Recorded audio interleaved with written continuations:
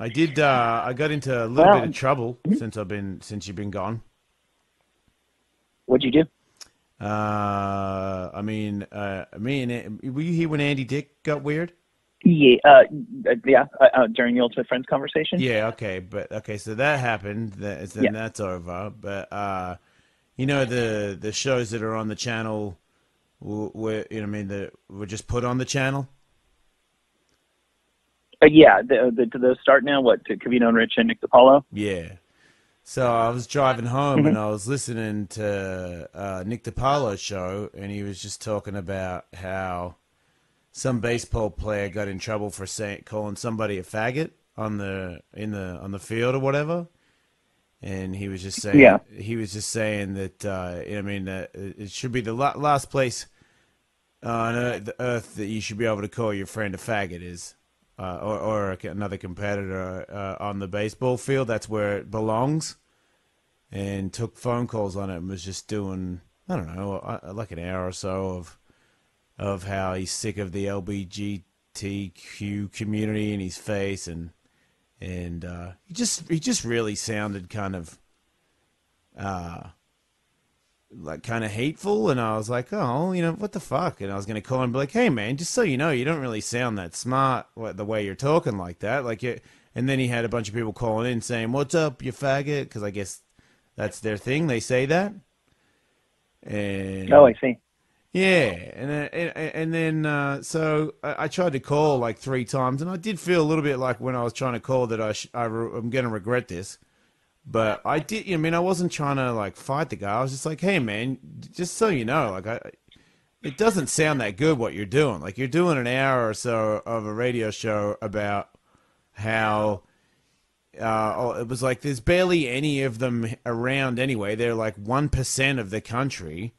Why do I need this shit thrown in my face anyway? And everyone's like, I agree. If you want to suck a dick, but Like, why do you need to get so edgy about calling people faggots? And I'm like, man, this is crazy. So in the morning, and then the weird thing was Donald Cerrone was on the show. You were there for that, right? Yes, I was. Yeah. Right. So remember when I said that I was bi, and he was like, "What the fuck?" Like he got weird about it, right? Yes. Right. So I felt a little. I didn't get into it with you because I don't really care, but I did. I felt a little uncomfortable that he was so uncomfortable about me admitting that. So when I heard the Nick DiPaolo show, I was like, man, I really feel because I don't mind what people think about me, and if I'm going to talk about it, then that's too bad, Jason. Like, so I don't feel bad about it, but it did make me think if anyone's listening to this Nick show, they're going to be, they might feel a little. They'll be like, man, is that what everybody else thinks? Because I don't really think everybody thinks that. Because you're a straight guy. I don't hear you talking like that, and I don't think that you a fan of the way that they were talking if you had been listening. I don't think it'd be too troublesome to you, but I think you'd be like, wow, that's crazy that you gave that guy a show on this channel. Kind of seems like he's a bit of a bigot, to be honest, if you had to put a label on it. Yeah. So I brought it Yeah. up on Monday, and I was like, look, I ain't got no beef with this guy. I just said what I'm just telling you right now, that I felt like he was, he sounded, I was like, look, there might be like 1%, there might be less than 1%, there might be two people listening to both of us that are straight, gay, or lesbian, or bi, or whatever it is. And I just want you to know that we don't all think that way, and I don't think it's appropriate for people to talk like that without some sort of humor or sarcasm to it. Like if you're just saying, enough is enough, the boys should be able to call people faggots whenever they want. I don't think that's right. And then, then I guess Anthony Camina like tweeted, but he blocks me, so I don't know. But other people told me that he was like calling me something, and I thought to myself, well, that's like actually awesome. You got a dude that got fired from SiriusXM for calling a woman the N bomb, defending a guy for calling somebody a faggot. So I felt like I was on the right team. This is the team I want to be on, the one that is against people like that. Yeah. Yeah. Well, I feel the same way, and our culture is divided in such a way nowadays that if you kind of tell me that somebody feels really strong, let's just say somebody feels really strongly that they should be fine for people to just yell faggot at people on the street, I can probably accurately guess the way they feel about a lot of other issues. Yes, people tend to line up all. It's funny you mentioned that, Yeah, dude, because the people people tend to that are line up. attacking me, I'm looking at them in there, and it's all this really weird political thing. There's a big Yes. fuck the Muslims, Trump, people stop trying to make Trump look bad, and that was the other thing that that Nick DiPaolo kept bringing up was these left wing pussies in California. Yeah. And I'm like, wait, what is? Because you know me, dude. I don't know enough about politics to know what right and I'm like, okay, right wing, left wing. I got it. Thanks to this great show, I've got it. There's a left wing and a right wing, and we're a part of the open-minded, clueless organization, apparently, because you should figure out. Yeah. We need to balls up and be able to call each other.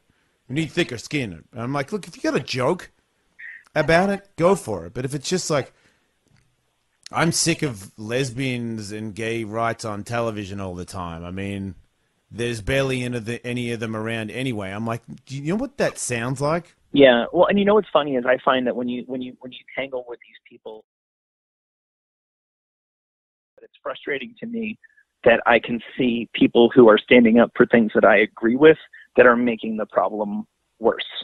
Yeah, and look, I think I might have actually done that a little bit, and I thought because there is that overarching thing of people being like, I'm sick of fill in the blank telling me that I gotta fill in the blank. Right. Yeah. Well, I thought I handled it well, but I did annoy some people, and I guess Nick DiPaolo said some stuff about me and how I've got it all wrong, and the next day, and I heard like a fan of his notified me of the video of the radio show, and it was sort of like Mr. Ellis saying that it was a 2-hour show about it, and he's like, well, that's not true, and I'm like, okay, like, sure, I don't even remember if I said 2 hours, but I exaggerate all the time, so I'll take the blame for that. But he said that how I would have a problem with somebody calling somebody a cocksucker on the baseball field, and I'm like, okay, now you're just this. I didn't bring it up on the radio because I don't want to keep going with this, and I know that the Ellistronics podcast is separate from the radio show, so they're not going to know anyway. But he said that I had a problem with him saying cocksucker, so he just took the whole fucking argument and lied, because cocksucker is everybody's word. Gay people don't own that one, dude. Like, you said faggot. You said we should be able to call each other faggots on the baseball field. That's like saying, you should be able to call your friend a wigger on the baseball field, even though yesterday on your radio show you were using the N-word. Michael, mate. God damn it, Michael. We've done 45 minutes, so I'll knock the rest out, dude, if you can hear me.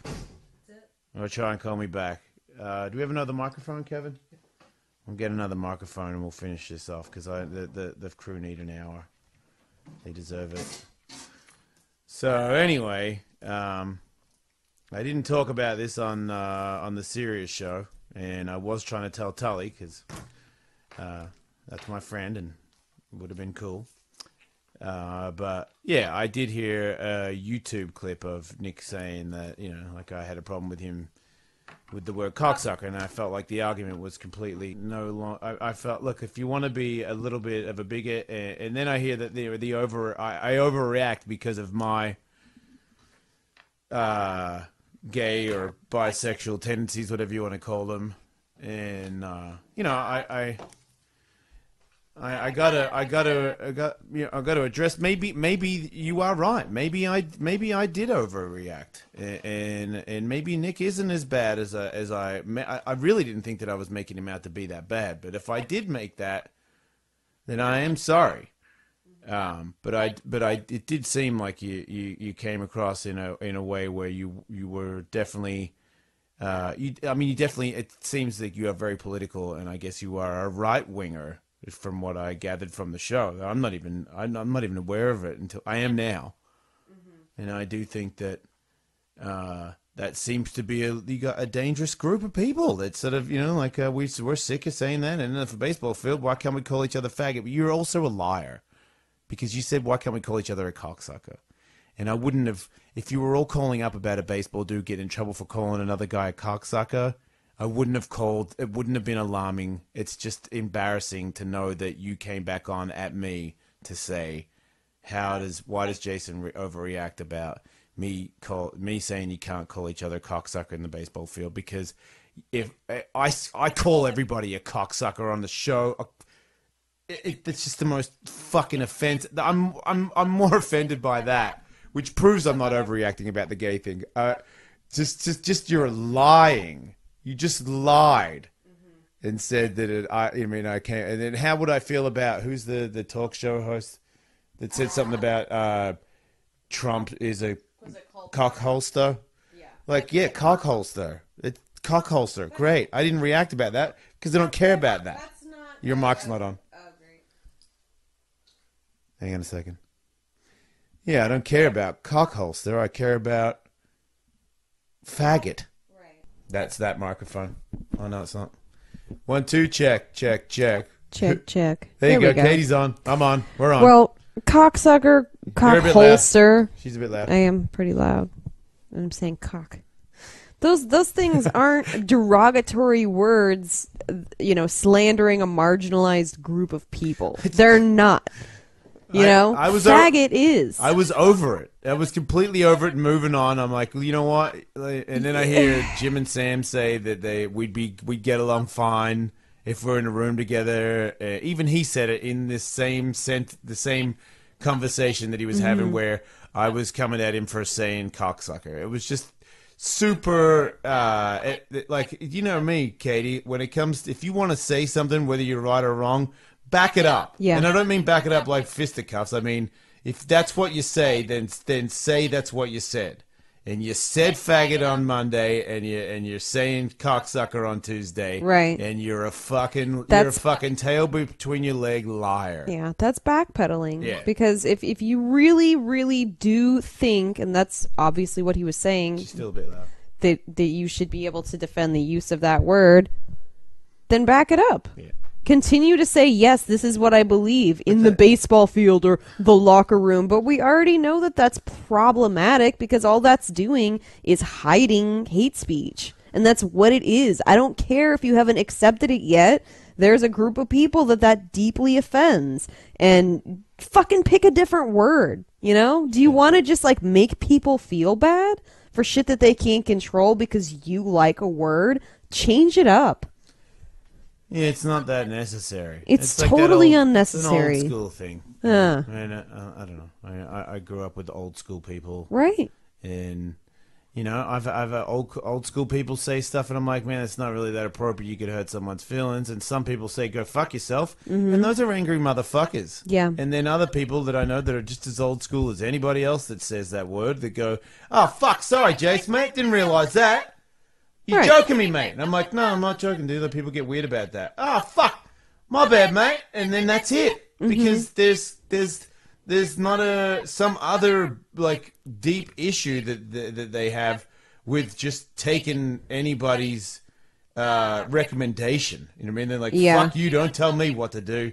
You fucking, I think N-bomb, that's you've got under your belt. Right. I think that's a part of it too. People don't like to be told what to do. They don't embrace change, but it's ignorant at this point not to, because it is so obvious that there are these groups of people, whether you know any or not, they exist. And it's fucked up to do something that is hurting them and just say, deal with it. Yeah. So, with that being said, I don't like the way it went, and I don't want to say it on serious because I know that Sam and Jim are friends with him, and Jim and Sam are friends with Anthony. Mm-hmm. I know what I know about Anthony. Maybe he had a drinking problem, and his parents are real mean to him or something, and that's why he called that lady the N-word and said that they're all animals. But it just seemed to me that the stuff that he wrote down on social media was pretty hateful, and I'm not a long-time listener, but I've heard other people that say that he is a guy that is that guy. He's a guy that does not appreciate gay, lesbian, transgender, black, Asian. He's a, you know what I mean? He's like, the rich people shouldn't have to pay taxes for your fucking broke ass, and it sounds like Nick is that kind of guy too. And Jim is a great friend of his. Mm-hmm. And I don't want to have beef. I just won't have beef with any of them. Right. There's really no reason to. So I shouldn't have even brought it up. But to the Ellistronics people, I just wanted the people, because there's not that many people that listen to this thing, that just to know where I stand. I mean, it's not. In actual fact, I kind of felt like that show made me want to be more understanding to religious people, because I think I make too many jokes about it because of my opinions about it. And I also think that sometimes religion is used in a way where I'm like, now I'm pissed at religion because of some fucking idiot that is talking shit in the right of, like, claiming it's from Jesus Christ, even though it's just his hate speech in the name of religion. Right. But it's not religion's fault. You know what I mean? Just like the Quran doesn't say all that stuff, but the Sharia law does. But that's just like, that's some shit that has been added into it. Yeah. That isn't Muslim. You know, and now it's like all Muslims are banned. It's like, all Muslims aren't banned. It's just all been added. Mm-hmm. And it's people like that. It's mean, angry motherfuckers like that. You know, I've been a mean, angry motherfucker in my life. I still can be. Poke me and find out. I mean, but I don't. I want to grow. I want to get better, and I don't want to be a part of it. It's a crying shame that they have to be a part of the channel. You know what? It's a crying shame that I'm a part of the channel, really, because it's their channel. It's not mine. They asked me to come there, and I did. And now I'm, you know, I figured it'd be Opie fans that would come after me, but yeah, it'll die away. It will. He has like 40,000 followers. This will all blow up. In a matter of days. I think that you're doing him a favor, to be honest, because I don't know who this person is. I feel like most people don't. He's a famous comedian. Yeah, very, very successful. I don't know who he is, and I think that it's a new show. It's just it's a thing to get people talking. It's a controversy. Well, it's over now. Yeah. Hopefully. Yeah. I honestly, I bank that nobody will fucking record this thing and send it to anybody. Probably. But thank you everybody for listening. Thank you for Tully for calling.